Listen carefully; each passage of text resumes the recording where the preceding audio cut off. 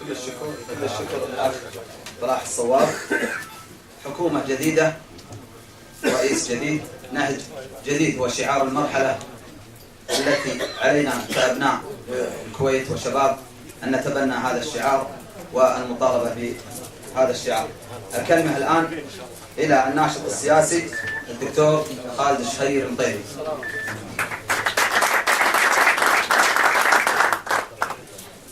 بسم الله الرحمن الرحيم، والحمد لله رب العالمين، والصلاة والسلام على خاتم الأنبياء والمرسلين. أما بعد، أحييكم تحية الإسلام. السلام عليكم ورحمة الله وبركاته.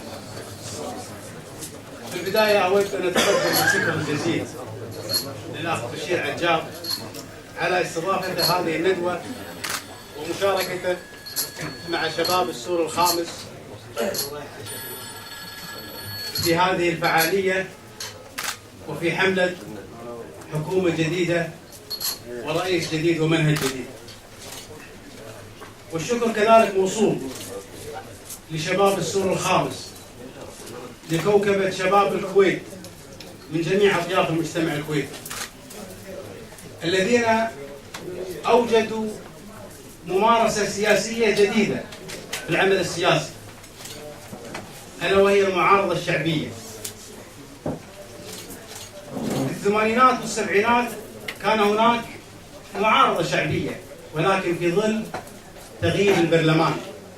ولكن المفهوم الجديد اللي أوجدوه شباب السور الخامس هو إيجاد المعارضة الشعبية جنبا إلى جنب مع المعارضة البرلمانية.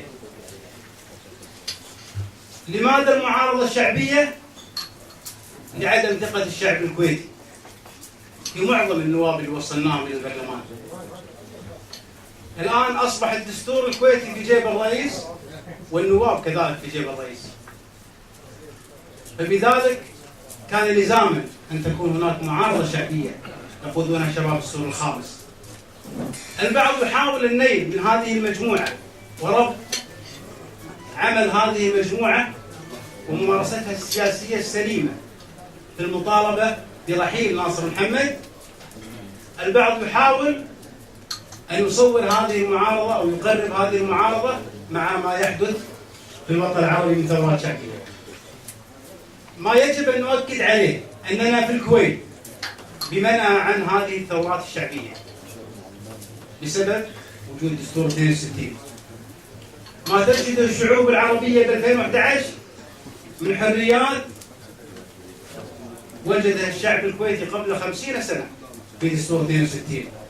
وهذا ما أكد عليه مساعد وزير الخارجية الأمريكي قبل أسبوع، إن الكويت هي البلد العربي الوحيد البعيد عن هذه الثورات طالما كان متمسكا في دستور 62. البعض من نواب الحكومة ومن الحكومة قاعد يحاول أن يصور ثورة الشارع على ناصر محمد هي ثورة الشارع على النظام، وهذا الكلام مو صحيح. الفرق بين ثورة الكويت أو الثورة الشعبية في الكويت والثورات الشعبية في الوطن العربي أنهم يريدون عزل النظام في البلدان العربية، بينما نحن نريد عزل ناصر محمد، وهذا حق كفل لنا الدستور وفق ممارسة ديمقراطية شعبية.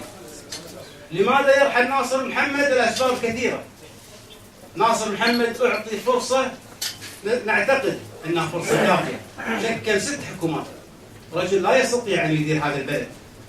وأنا أؤكد على نقطة مهمة جدا، أن الكويت بأميرها ولي عهدها وحكومتها وشعبها أكبر من ناصر محمد، فلا يجب أن نختزل الكويت بناصر محمد. إذا أنت تعارض ناصر محمد فأنت تعارض الكويت، وهذا كلام ما هو صحيح. أنا لا أريد أن أطيل في إخفاقات الحكومة. النائب فراح الصواب تطرق إلى العديد من المشاكل ومن إخفاقات الحكومة، لكن ما يجعل الشارع يعارض أن لدينا حكومة غبية. اسمحوا لي على هذا التعبير. حكومة تصنع التأزيم، حكومة تختلق وتفتعل المشاكل، ابتداء من رفع الحصان عن النائب فيصل مسلم، وانتهاء بطلبه من المحكمة الدستورية بتفسير بعض المواد. أنا أعتقد أن هذه الحكومة لا تستطيع إنقاذ الكويت وجعل الكويت من مصاف الدول المتقدمة في الوطن العربي. لذلك نحن نطالب مع احترامنا الشديد لشخص ناصر محمد، ولكن نقول الرسالة وصلت للشيخ ناصر. في أول عدم تعاون لك وقف معك 35، وتقلص العدد إلى 25 نائب، وهذه رسالة يجب أن تقرأها جيدا. وقف معك نص النواب، وللأسف لو كان ال 25 نائب ذولي وقفوا مع رئيس الوزراء بقناعة ما عندنا مشكلة، لكن ال 25 كلكم تعرفونهم بدون لا أسميهم، وباع الكويت وباع متطلبات أو مطالب الشعب في مناصب وترضيات أقربائهم، وأنا ما له داعي أذكر أسماء وأذكر مناصبهم، لكن استعرضوا الأسماء 25 وشوفوا منو حط أقربائه مقابل ضحى في مطالب الشعب. أنا شفت اليوم تصريحين لسمو رئيس مجلس الوزراء. التصريح الأول قال أشكر الشعب الكويتي على عدم نزوله للشارع، فهذا يدل على أنه شعب أصيل. أنا أقول يا سمو الرئيس في 8/3 راح يطلع الشعب، فهل الشعب غير أصيل؟ هل إذا خرج الشعب في 8/3 هو غير أصيل؟ وإذا خرج الشعب في 8/3 يا سمو الرئيس هل تترجل وترحل؟ التصريح الآخر وهو فهم الشيخ ناصر الخاطئ للواقع السياسي بالكويت. في السابق كانت هناك تسريبات حكومية عن تشكيل حكومي جديد أو تغيير في بعض الوزراء حتى يمتصون غضب الشارع. اليوم الشيخ ناصر تحدى إرادة حتى نواب الموالاة. آخر واحد صرح فيه يوسف زلزلة في قناة الرأي أمس، صرح قال يجب تغيير 6 وزراء.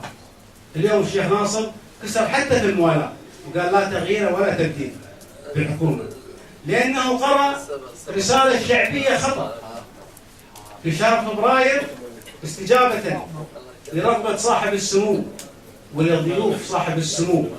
أراد الشارع الكويتي كله أن يبعد عن التنزيل وأن يهدي الوضع السياسي، وللأسف الشيخ ناصر محمد فهم الرسالة خطأ، وفهم أن الناس نسد وقال أنا ما راح أغير ولا راح أبدل في الحكومة. الأمر الآخر اللي يجب أن يكون الشارع الكويتي واعي له، صاحب السمو الأمير أطال الله في عمره يجب أن لا يزج اسمه في الصراعات السياسية. لما يخرج نائب ويقول هذا اختيار صاحب السمو، نحن نتعامل بمصدر الدستور، فلا يجب أن يزج اسم صاحب السمو بأي خلاف سياسي. ما هو صاحب السمو وافق على جميع الوزراء، صاحب السمو وافق على جميع الوزراء، فبالتالي نحن في عمل سياسي يحكمنا الدستور، فلذلك يجب عدم الزج بصاحب السمو، ويجب عدم خلط الأمور. الحكومة بعد الإصلاحات السياسية والاقتصادية والاجتماعية التي أطلقها صاحب السمو في شهر فبراير في المناسبات الوطنية، الحكومة تحاول أن تجير هذه المناسبات أو هذه الإصلاحات لصالحها. المكرمة مكرمة أميرية لا دخل للحكومة بها. الإصلاحات السياسية التي قام بها صاحب السمو يجب أن لا تحاول الحكومة إيهام الشارع أن هذه إصلاحات من قبل الحكومة. نحن نطالب بإقصاء ناصر محمد لأن الوقت انتهى. هذا الرجل لا قدرة لديه على إدارة الحكومة. نريد رئيس وزراء جديد، وإذا جانا شخص نفس ناصر محمد راح تستمر الحملة. نريد رئيس وزراء جديد يأتي بنهج جديد، ويأتي لنا بوزراء دولة يعبرون عن رأيهم في مجلس الوزراء، لا أن يأتون لنا بكبار الموظفين ولا يستطيعون إبداء حتى وجهة نظرهم داخل مجلس الوزراء. لذلك أنا أطالب وأوجه نداء إلى كل الاتحادات الطلابية والمنظمات النقابية والاتحادات العمالية أن يوم 3 هو تحدي. إذا كل واحد منا، وأنا قاعد أقول حق الأخوان، نحن لا نحتاج إلى كثير من الأدوات.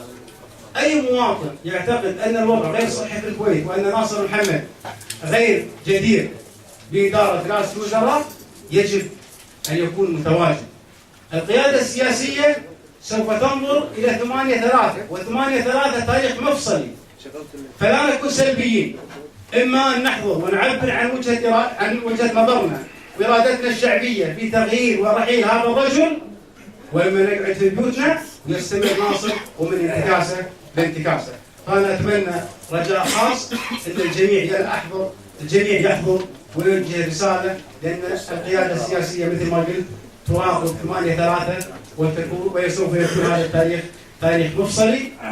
في النهاية أسأل الله أن يحفظ الكويت وشعبها وأميرها من كل مكروه، والسلام عليكم ورحمة الله وبركاته.